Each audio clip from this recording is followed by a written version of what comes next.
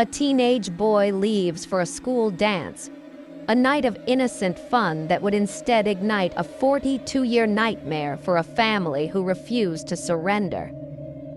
Before we begin, tell us which state you're watching from in the comments. For stories of justice delayed but not denied, subscribe to Winds of Thought. The town of Tewksbury, Massachusetts in 1969 was the picture of suburban safety. Doors were left unlocked. Children played outside until dusk without a worry. It was in this tight-knit community that the McCabe family built their life. John McCabe, just 15, was the heart of it all. His sisters remember a boy full of life, a prankster with a love for the outdoors. On September 26th, John was excited for a dance at the local hall. He spent the afternoon prepping, even using his father's aftershave. He left that evening, expected home by midnight. He would never walk through that door again. As the clock passed midnight, his mother Evelyn's calm worry spiraled into dread. She drove the streets, calling his name into the darkness. Her worst fears were confirmed the next day. 3 children found a teenager's body in a vacant lot in Lowell. He was bound, gagged, and left for dead. The police identified the victim as John McCabe. They delivered the grim news to his father, Bill, sparing his mother the horrific details. But Evelyn, with a mother's intuition, listened through a floor vent and heard everything. The image of her son, tied and abandoned, would haunt her forever. The question now was, who could do this to a child? An investigation launched, but leads were scarce. A witness reported a maroon Chevy Impala near the scene. Another saw John get into a car with 2 other teens from his school, Michael Ferreira and a girl. Police questioned Michael and his friend, Walter Shelley, who owned that exact car. They had shaky alibis. Walter even failed multiple polygraph tests, but with no physical evidence, the case went cold. For the McCabes, the long, painful vigil had only just begun. Bill and Evelyn's world shattered, but their resolve hardened. Bill documented every detail of John's life and death, a father's desperate act of preservation. Evelyn set a place for him at the dinner table for years, a silent, aching reminder of his absence.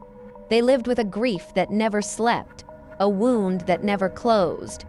Bill became a constant presence at the police station, a father demanding answers in a case everyone else seemed to forget. Decades slipped by. Then in 2000, a break. A childhood friend of John, Jack Ward, heard Michael Ferreira at a party confess to knowing who killed John, blaming Walter Shelley over a girl.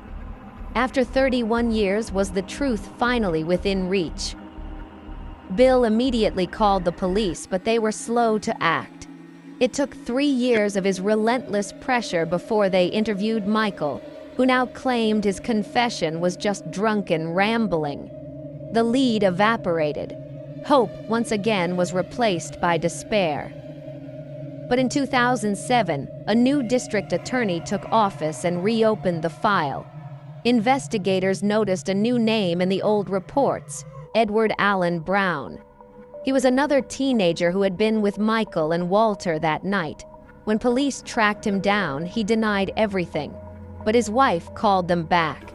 She revealed Edward had confessed his involvement to her years ago. With this new pressure, a dedicated detective, Linda Kaufman, took over. She confronted Edward Brown, and he finally broke, providing a full confession. On April 15, 2011, arrests were made.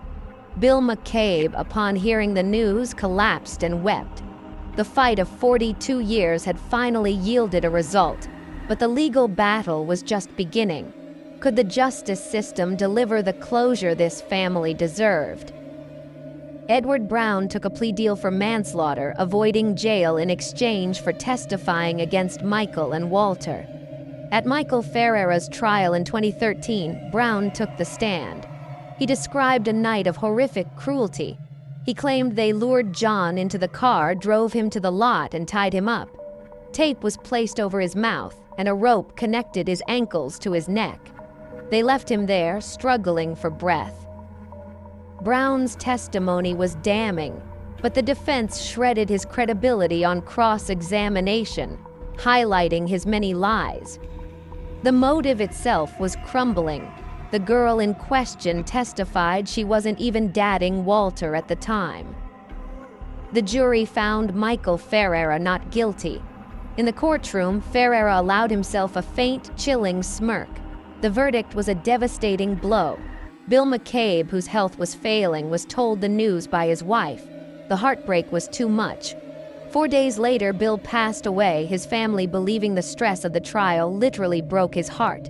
Evelyn vowed to continue their fight. A parent's love for their child does not end with a verdict or even with a lifetime. 7 months later, Walter Shelley faced his own trial.